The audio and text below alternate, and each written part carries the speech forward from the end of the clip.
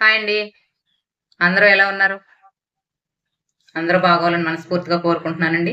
ఇదిగో నేనిప్పుడు వరిపిండి చెక్కలు చేస్తున్నానండి నేను. నేను వరిపిండి చెక్కలకి 2 గ్లాసులు వరిపిండి తీసుకున్నానండి. ఇదొక గ్లాస్ అండి నేను పోసుకున్నాను. ఇదొక గ్లాసు. ఈ గ్లాస్‌తో నేను 2 గ్లాసులు వరిపిండి తీసుకున్నానండి. 2 గ్లాసుల వరిపిండికి నేను ఒక 100 గ్రాములు శనగపప్పు తీసుకున్నానండి. ఇది ఒక గంట సేపు నేను నానబెట్టి ఇలా ఆరబెట్టి పెట్టుకున్నానండి దీన్ని నేను. 2 పచ్చిమిర్చి తీసుకున్నానండి నేను. అలాగే 4 వెల్లుల్లి రేఖలు, ఒక స్పూను జీలకర్ర, ఒక కరివేపాకు రెమ్మ. ఇవన్నీ ఇప్పుడు మిక్సీ పట్టుకుందామండి. ఇవన్నీ నేను మిక్సీ పట్టి తెచ్చుకుంటాను. ఇదిగోండి నేను ఇవన్నీ కూడా మిక్సీ పట్టి తీసుకున్నాను నేను. ఇది ఇలా నేను వాటర్ స్టవ్ మీద పెట్టుకున్నానండి నేను. ఇదే గ్లాస్‌తో నేను 3 గ్లాసులు వాటర్ పెట్టుకున్నాను. 2 గ్లాసులు పిండి తీసుకున్నానండి నేను వరిపిండి. 3 గ్లాసుల వాటర్ పెట్టుకున్నానండి దీనితోటి నేను. ఈ వాటర్ మసులుతున్నప్పుడు నేను ఇది వేసేస్తున్నానండి మసాలా పేస్ట్. పచ్చిమిర్చి, జీలకర్ర, వెల్లుల్లి, కరివేపాకు. అలాగే దీని పిండికి ఇంతగా సరిపడేలాగా ఉప్పు వేస్తున్నానండి నేను. ఒక స్పూను ఉప్పు.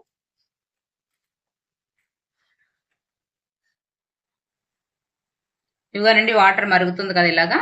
ఇప్పుడు కొద్దిగా పావు స్పూన్ నేను కారం వేస్తున్నానండి. నేను వేస్తున్నాను. మీకు కావాలితే వేసుకోవచ్చు లేకపోతే లేదు. అలాగే చిటికెడు పసుపు వేస్తున్నాను. ఇలా మరుగుతున్నప్పుడు సిమ్‌లో పెట్టేసుకునండి పిండి వేసేసుకుందాం. వరిపిండి వేసుకుందాం.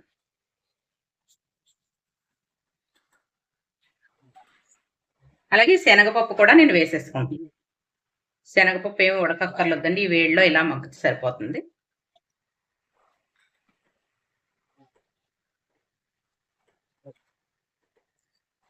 దాన్ని ఇది ఇలా కలిపేసుకొని మనం స్టవ్ ఇంకా ఆన్‌లో ఉంచుకోక్కర్లేదండి. వేడి సరిపోతుంది దీనికి ఇలాగా మగ్గిపోతుంది.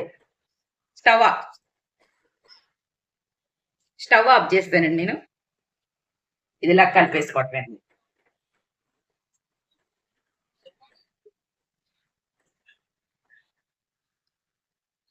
ఇంగండి ఇది ఇలా కలిపేసుకున్నాను కదండీ ఇది. ఇంకింతే అండి చాలు ఇలా ఉంచేసుకోవాలి చల్లారే వరకును. చల్లారాకే మనం ముద్ద చుట్టుకుందాం. ఇంతేనండి. ఇది చల్లారాక చూద్దామండి. మూత పెట్టేస్తాను నేను. చల్లారాక చూద్దాం. ఇదిగోనండి ఇదంతా ఇలాగా పళ్ళెంలో వేసుకుంటానండి. గమ్మున చల్లారుతది నాకు. దీంట్లో ఉంటే గమ్మున చల్లారదిది.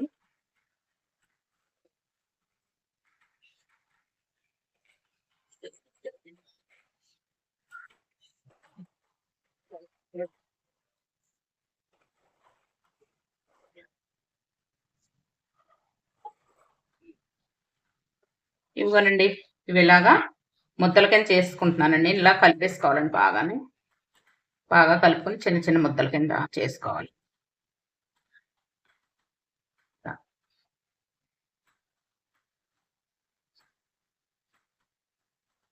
ఇలా ముద్దల కింద చేసేసుకునండి. దాంట్లో పెట్టేసుకుంటాను నేను. ఇది ఇలాగ. ఇలాగే గిన్నెలోకి ఇలా పెట్టేసుకుంటాను. ఇలా కొద్దిగా చేతికి అంటుకుంటుంది కదండీ అలా. నీళ్లు చెమ్మ చేసుకోవచ్చండి ఇలా.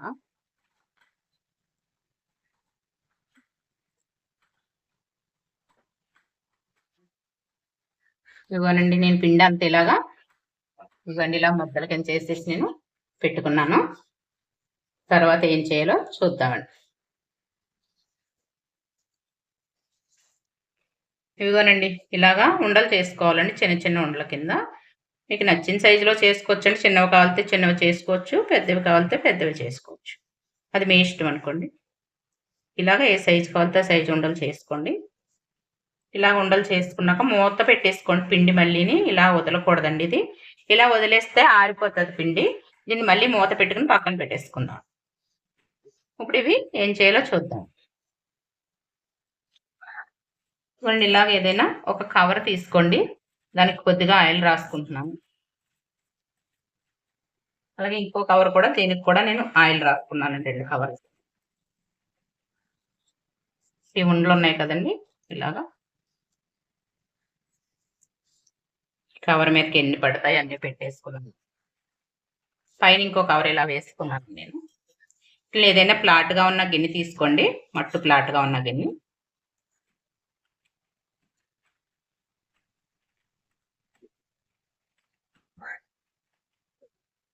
తిండిలాగా కొంచెం దూరంగా పెట్టి ఇలా కొంచెం పలుసుగా తీసుకోవాలండి. ఇలా గిన్నెతో అంతా సమానంగా ఇలా చేసుకోవాలి. ఈ పై కవర్ తీసేసి ఇవి ఒక ప్లేట్లోకి పెట్టేసి ఒక ప్లేట్లోకి ఇలాగ వేసేసి అలాగే మళ్ళీ పెట్టుకోండి.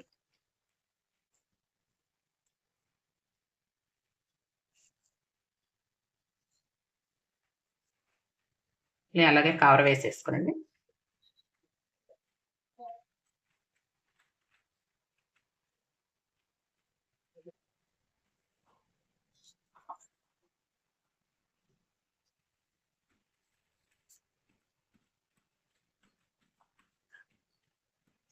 మరీ తాటుగా కాదండి, అలాగని మరీ దళసరిగా కాదు, సమానంగా ఇలా వండుకోవాలి.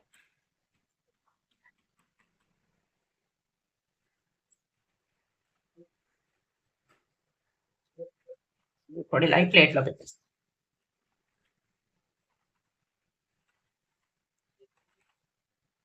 తినండి. ఇక్కడ నేను ఆయిల్ పెట్టుకున్నానండి, ఆయిల్ హీట్ ఎక్కిపోయింది. వేసేసుకుందామండి.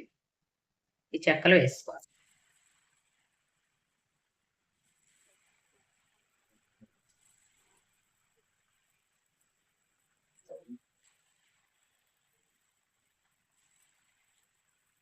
ఇలా రెండేసి వేసేసుకున్నా పర్లేదండి, ఆయిల్లో పట్టాక ఇడిపోతాయి అవి.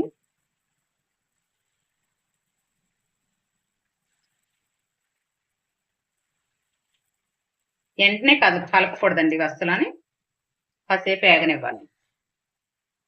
కాసేపు అలా ఏగితాకే తిరగబెట్టాలి వాటిని.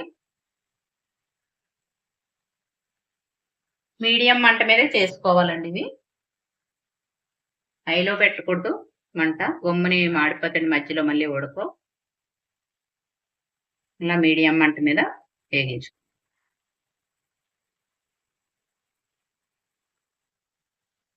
వీటిని ఇలాగా కాసేపు వేగాక అయితే కొంచెం గట్టిపడ్డాకైతే తిరగేసుకుంటే మనకి బాగుంటాయండి. అలాగ ముందే తిరగేసేస్తే ఇడిపోతాయి. ఇలా తిరగేసుకున్నాను కదండి, కలిపేసుకున్నా ఇలా ఇడిపోయింది. మళ్ళీ ఇంకో వాయికి మనం మళ్ళీ చెక్కలు చేసుకున్నాం.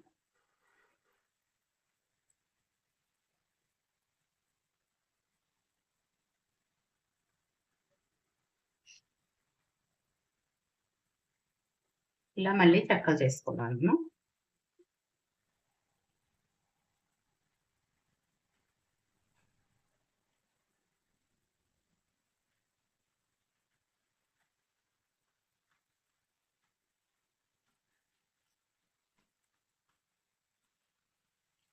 మనకు ఒక వైపున మందంగా ఒకవైపు తాటగా లేకుండా సమానంగా ఇలా చేసుకోవాలి.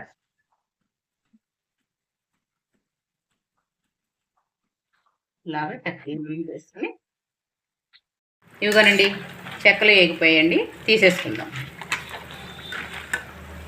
అండి ఆయిల్ ఇలాగా బబుల్స్ రావట్లేదు కదండి, ఇంకా వేగిపోయాయి, చక్కగా వేగాయండి బాగాను.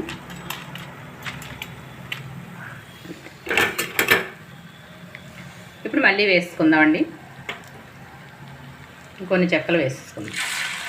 నేను ఇవి 2, 3 అలా వేసేస్తున్నానండి, ఇవి వేసేసుకోవచ్చు, అలా ఏం పర్వాలేదు.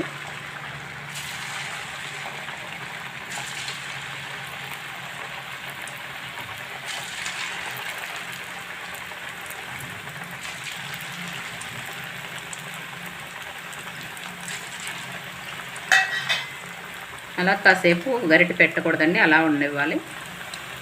అవి మెత్తగా ఉన్నప్పుడు తిరిగేస్తే ముక్కలైపోయే ఛాన్స్ ఉందండి అవి, అందుకని అలా ఉంచి మనం కాసేపు ఉంచాలి.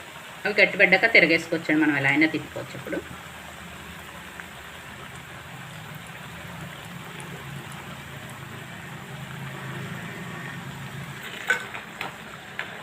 ఇదిగోనండి, ఇవి రెండో వాయి కూడా ఏగిపోయిందండి. ఇవి ఇలాగ ఒక పేపర్ కానీ ఏదైనా వేసుకుని దాంట్లో వేసుకోండి, ఆయిల్ ఏమైనా ఉంటే తీసుకుంటాం. ఇవి కూడా అలాగే తీసుకోండి.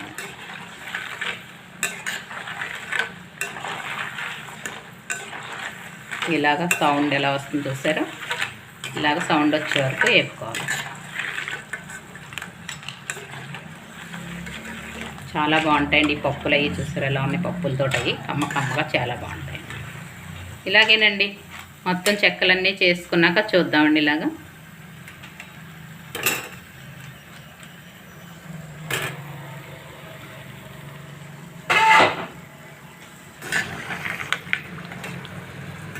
ఇవ్వనండి నాకు ఆకార అయిందండి. ఇది ఆకార వాయ వేపేసుకున్నానండి అని నేను ఆకార వాయి కూడా తీసేస్తున్నానండి. నేను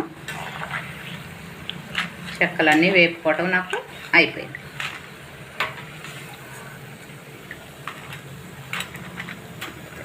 వేపేసుకున్నానండి. స్టవ్ ఆఫ్ చేసుకున్నాను.